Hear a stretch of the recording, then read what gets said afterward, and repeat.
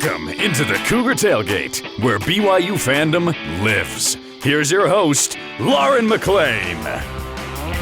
What's up, everyone? Happy March, and a happy one it is, for it's filled with basketball conference tournaments, the NCAA tournament, and spring football all happening this month. And I asked you all what you care more about right now, the women's team in the WCC tourney, the men's team, or spring football, and I got some great responses. Also, the WCC tourney is being played at the Orleans Arena in Las Vegas, and later in the show, Executive Director of Las Vegas Entertainment, Tyler Baldwin, will join me to talk about how they transform the arena year after year to make the best experience for fans. And speaking of fans, last year, no fans were allowed to attend the tournament due to COVID restrictions, but this year the arena is full and loud, and the players and coaches are loving it. It's a happy sight compared to the desolate, quiet, and echoey games from yesteryear. But with me now is someone who is not desolate, quiet, or echoey, Ben Bagley. What's up, Ben? I'm trying to think of if any of those three do describe me. Maybe echoey. Do you feel desolate? Sure, I don't know what echoey is, but I'll take it. A little echoey? No, no. Because you have a great, just deep voice, Ben. It's something you're known for. It's just a wonderful voice. I love having you on. Why, thank you. You're welcome. A lot of fans are in Vegas right now rooting for the women's and men's team at the Orleans, a place you've spent many a year at, Ben, and I've been there as well. But when you're not watching games, you still have to find some things to do that are family-friendly in a place that seems like the antithesis of family-friendly. There's a lot of great food, good shows, and roller coasters. But Ben, for those in Vegas who are listening to the show, what's something you'd recommend that they need to go do? Well, you nailed it right at the very first thing there, food. That's the thing I love about Las Vegas is no matter what your tastes are, you can find it. And it's usually really, really good. I'm a bit of a foodie. I enjoy trying different things. I enjoy looking and getting ideas and inspiration because I like to bring it home and try to do it myself. The food in Las Vegas is great. You from the little side dive bars. There's a great little barbecue joint down there. It's a dive bar. There's a Mexican place I've got on Tropicana. There's this nice kind of this gangster 40s vibe place if you want kind of this like cool thing. The casinos have fantastic food options. I love the food in Vegas. Okay, so that's what you'd say. You'd say go to a great restaurant. You've been to a lot of them, it sounds like. Go to a bunch of them. I've got my favorites, but I always like to try something new every time I come to town. Well, we don't have endless funds, Ben. Okay, we can't just go to a million restaurants. It's called per diem, Lauren. It's per diem. I don't know if the fans down there have a per diem, but yes. When you went down there, you did, and that's what you did, and I love that. For me, I'd have to go to a good show. That would be my suggestions. Do your research before, obviously, because you never know what you're going to get. I went to Derek Huff recently, Ben, in Vegas, and it was incredible. So good. You forget you're in Vegas with some of these amazing shows. So find yourself a good, family-friendly, wholesome show and enjoy the WCC tournament. And all right, Ben, the men's basketball team is fighting for a spot in the NCAA tournament and are just right on the bubble right now. The women's team wants redemption from last year's final second loss to Gonzaga in the championship, but also spring football is happening right now. And no matter how irrational it is to care about the number changes or the position shifts and the 7-on-7 battles, people care because it's football. So in your opinion, which of these should fans care the most about right now? I do like the fact that you did say that the women are looking to avenge their final second loss because technically it was a little bit over a second, but the clock read 0.6, if you're catching my drift there. In other words, a little clock shenanigery going on there. You know what, of the three, what are people paying attention to? I think, you know what, the men's team struggled some, especially down the stretch of this season. I think that's kind of turned a few people off. I still think the excitement of will they or won't they make it is there. I think more people should be paying attention to the women's team because they are like they are really, really good and entertaining. They are fun to watch, from Shaylee to Paisley to Sarah to Tegan to Lauren. They're just a fantastic team, and they have no weaknesses. They're ranked 17th right now, but they should be a top 10 team. I really believe that. They're that good, and I think they're going to go far into March. So I'm excited to kind of watch them. But football is always football, and it is always the thing that has the attention, the excitement surrounding it, even if it's in spring and it's going to ramp up. The one thing that's hurting football this year is there's not really a debate over who the starting quarterback is. Jaron Hall's going in. There's no question about it. And that, by the way, anytime there's a quarterback controversy or a battle, that's what's going to drive most excitement about football. So right now, I think it's still probably men's basketball. Will they or won't they get into the NCAA tournament? Have they done enough will they do enough in Las Vegas? Have they done enough in Las Vegas to get themselves in? That's something that's going to go for another week until Selection Sunday here in a week. Ben, when was the last time there was not a quarterback controversy in spring football? I sincerely have been trying to think about that. I don't know.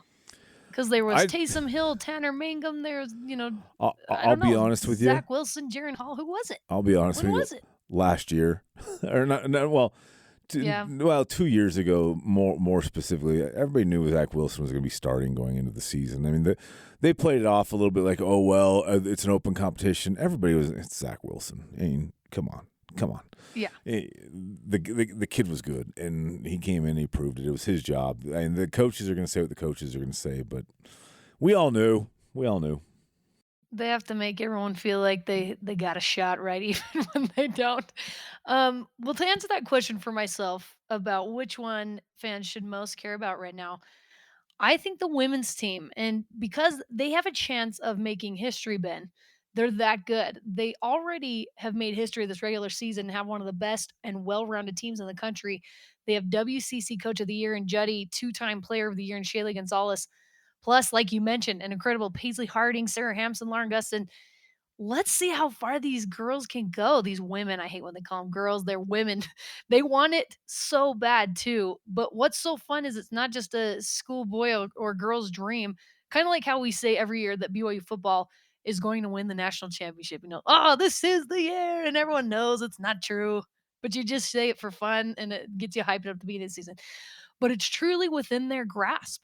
And we're witnessing something great this season with the women's basketball team. So I think that's what the fans should care about most right now. This is a team, Lauren, that breaks their practice huddles at the end of practice with the cheer Final Four. I mean that's what their goal is. In fact, I talked to Shaylee Gonzalez about that this morning, and I'm like, and she's like, yeah, because I asked her, I go, is there like a stated goal for this team?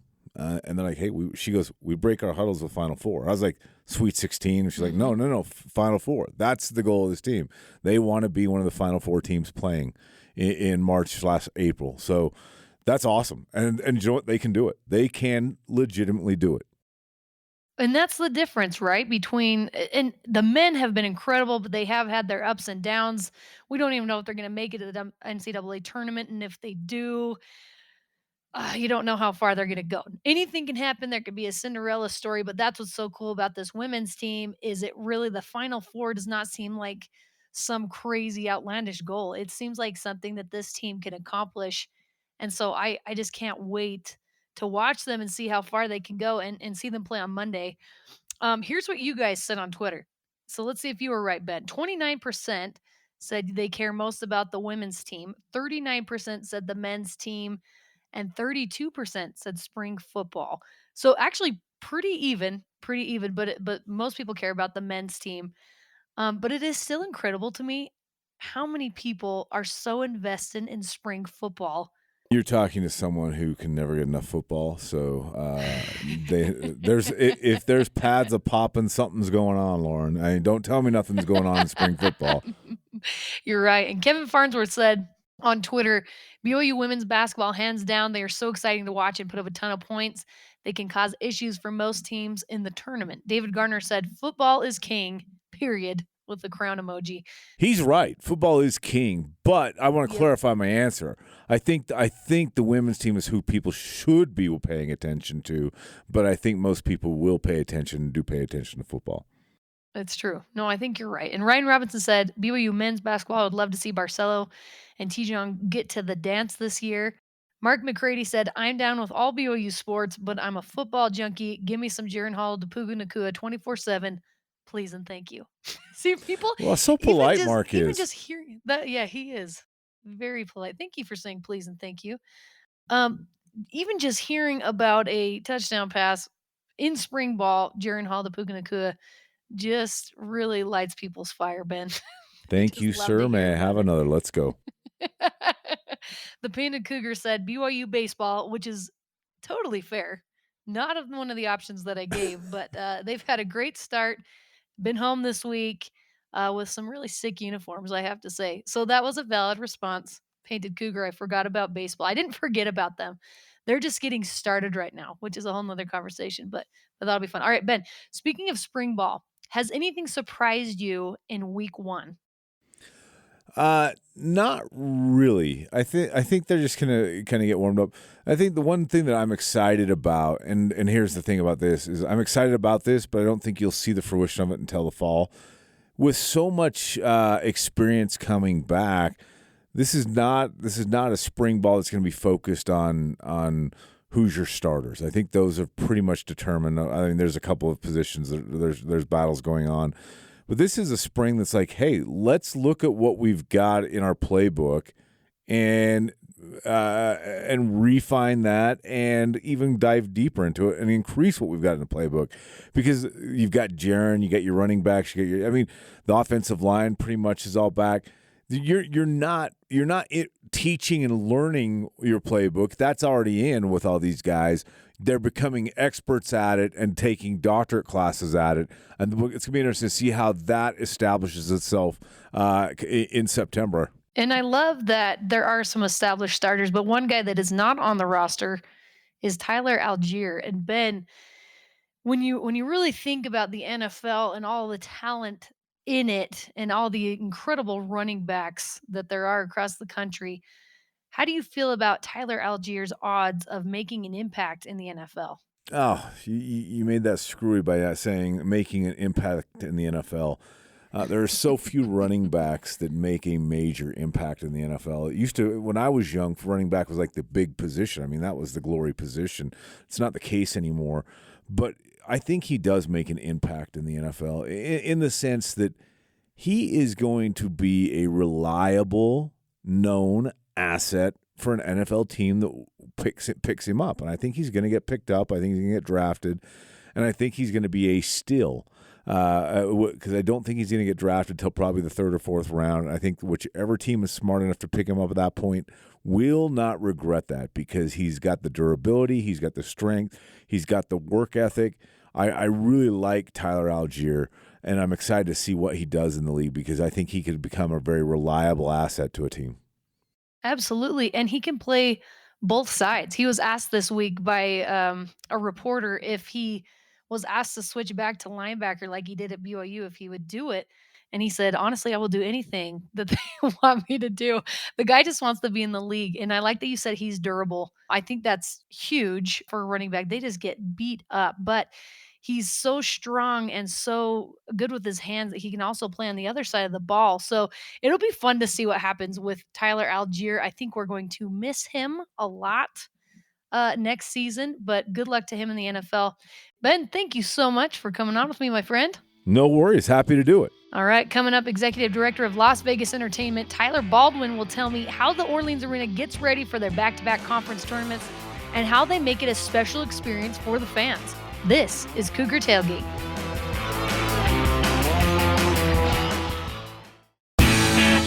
Welcome back to Cougar Tailgate. I'm Lauren McClain. The WCC Tournament is underway at the Orleans Arena for the 14th year in a row, and fans are back to pack the stands.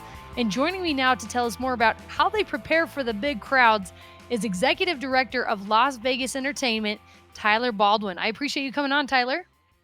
Thanks for having me. We always enjoy having BYU and the rest of the WCC fans here in the arena. It's great to see all the smiling faces back in the building after a unusual past year. Oh my goodness, absolutely. It's so much better to have fans in the arena, and that's part of what basketball's all about. Before we get into that, Tyler, tell me, so what does your job entail exactly when it comes to working with the Orleans Arena? Yeah, so a lot of things have changed since coming out of 2020, and our company has taken more of a centralized entertainment mindset. And so, with my role, oversee the Orleans Arena and then 16 other entertainment venues of different size throughout the Las Vegas Valley. But our bread and butter, our main entertainment venue is the Orleans Arena, and it hosts a wide range of events throughout and keeps us really busy throughout the year. That sounds like that'd be a blast of a job. So how long have you been working with that company? Yeah, I've been with the company coming up on 11 years, and then in my current role, I started back in December of 2021. Okay. So a long time. The WCC and the Orleans Arena have had a great relationship for over a decade, so fans are very familiar with the venue. What are some of the special things you do during the tournament to make sure that fans are having a good time and a good experience?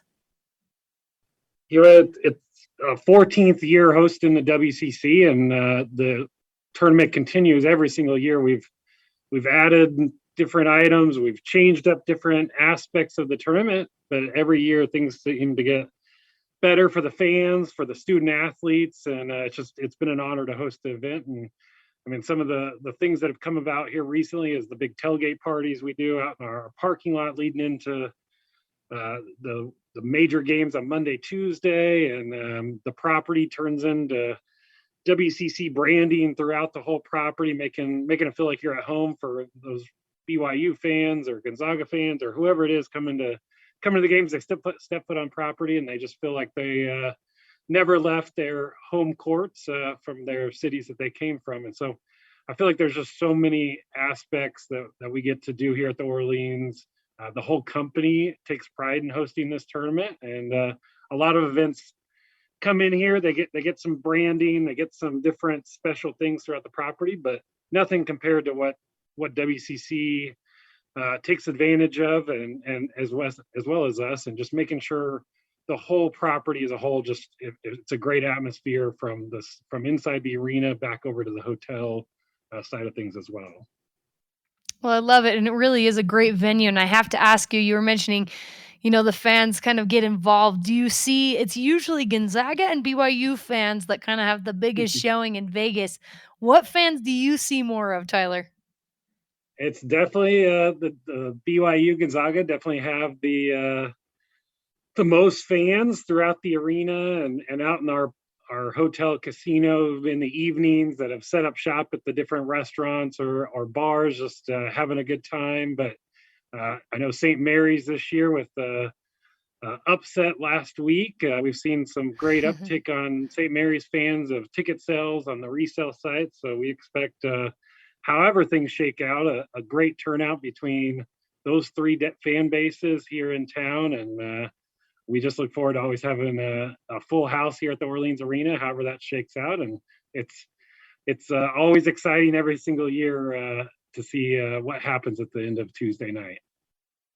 And speaking of a full house, it obviously wasn't that way last year, and I'm sure that was very strange for you specifically. How did your job shift last year when no fans were allowed in the arena?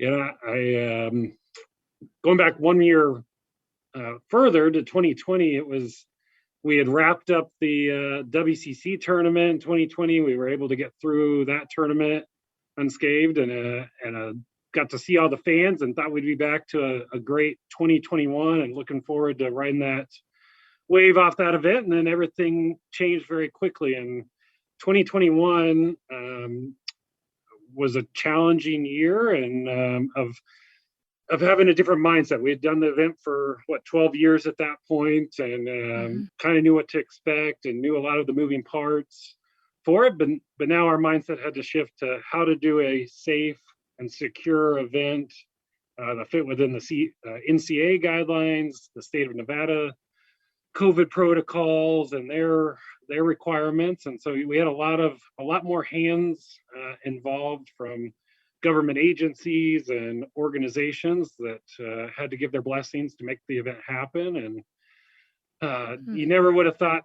figuring out how to feed athletes in their hotel rooms and delivering rooms to their delivering meals to their rooms would be part of our aspects of our daily jobs, having to clean bathrooms out there just to limit the amount of staff going into those higher risk areas where the student athletes go. And it's something different that you never thought you'd have to experience, but it was a great team effort, and we were excited to do the event. It was something at least you never thought you'd get to experience, and we experienced it. We did a great job, and I'm not aware of any athletes testing positive, but everything went without a hitch from our standpoint. Man, definitely a learning experience. Maybe not the best learning experience you would hope for, but it almost would seem like it'd be, harder having all the fans in the arena. But hearing you explain it, it almost seemed like it was more difficult trying to, get around all the guidelines and different things that you had to do during the pandemic. Would you say that's true? Was it harder not having fans to be able to come into the arena? It definitely it was definitely harder. It definitely put a strain on different departments where you have fans in the stands, our security, our usher staff, our guest service staff definitely gets hit the hardest, and we've got way more staffing needs on that side of things when you have public in the building. And then without public, the strain gets put on other departments of our cleaning department and beefing up all the cleaning staff and food and beverage and how you serve meals. And so it went both directions, but I 100% agree with you. Having the COVID protocols and all the different organizations getting involved was a lot more challenging than having fans in the building. Well, luckily we don't have to do that again this year. And at the Orleans Arena, you guys have concerts there, you have ice hockey games, you have graduations and a whole lot of different events. So what's it like switching between events that are so vastly different from like a concert to a basketball tournament? How do you guys switch between events? Yeah, we host about 250 events a year here at the Orleans Arena, and very versatile arena, which you kind of alluded to. We do a wide range of events from curling to hockey to basketball to motorsports to rodeo to concerts, lacrosse, you name it. We've probably hosted everything here at the Orleans Arena. I've got a couple bucket list events that I'm still hoping to host at some point here, but we're made it through most of that list. So we have a great team here at the Orleans Arena and a lot of core staff that have been with us for a long time that allow us to transition from a hockey event to a concert to basketball or whatever it is. And it definitely takes a whole team to do that, and takes a lot of planning. It's funny, some folks think events, WCC just shows up and we roll, and but that's not the case. It takes months and months and sometimes years of planning, every aspect, every little nuance to make sure we're ready when the event gets here. And so it's not just something that happens overnight. But we have a great venue and a great team that allow us to transition between all these different events that we go through. How long does it typically take to transform the arena from event to event? I'm sure it probably depends on what you're doing, but how long does it typically take? Well, let's just looking at WCC is for that transition for us. We had a hockey game on the Saturday, February 26th. That game wrapped up at 6 p.m. and we basically had 2.5 days to convert the building. We have to build that big monster riser that's back there on the north end of the arena.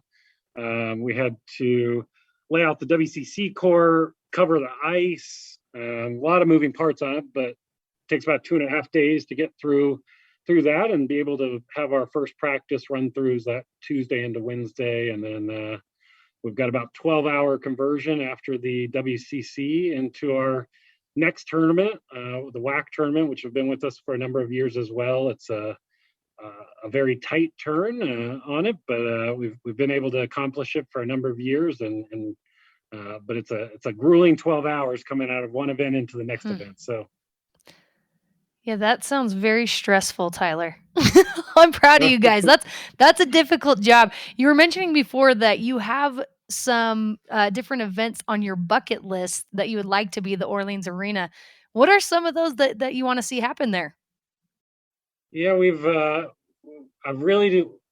our property has taken a focus on sporting events. That's definitely our bread and butter, our niche for the Orleans Arena, and where we've had the most success at our property. 2014, we did our first curling event, which most folks say, one, either what is curling, or two, they just saw it on the Olympics, and you never think curling would do that well in the desert. But lo and behold, the event came in 2014, sold out the property, sold out the grandstands here at the Orleans Arena, and all the Canadians flocking down from Canada to come in here, which parlayed that event into I think 6 events across the last 5 years or so. So it's been great to see that event. So we've really focused in on the Olympic sports front. We did our first figure skating event a couple years ago. The wrestling championships, which was the qualifier for the Rio Olympics back in 2016, we hosted. So there's a bucket list of events, and that I'm hopeful to host. That's on the Olympic front of those. I don't want to get into sharing too much on those events just yet, but we're always focused on looking at some new events and trying those outside the box events here in Las Vegas. Those seem to really work here at the Orleans Arena. Well, I love it. I hope you get to do all of those. We're talking to Tyler Baldwin, the executive director of Las Vegas Entertainment. Tyler, thank you for all you do for the WCC tournament, and I appreciate you taking the time with me today. Yeah, no problem. Always looking forward to having the tournament, and I can't wait to see what happens Tuesday with the men's and women's championships. All right. Thanks so much, Tyler.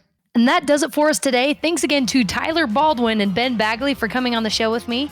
You can join the Cougar Tailgate virtually, of course, every Saturday at noon Mountain Time, or download, rate, and review our podcast on Apple, TuneIn, Stitcher, Spotify, or on BYUradio.org. This is Cougar Tailgate.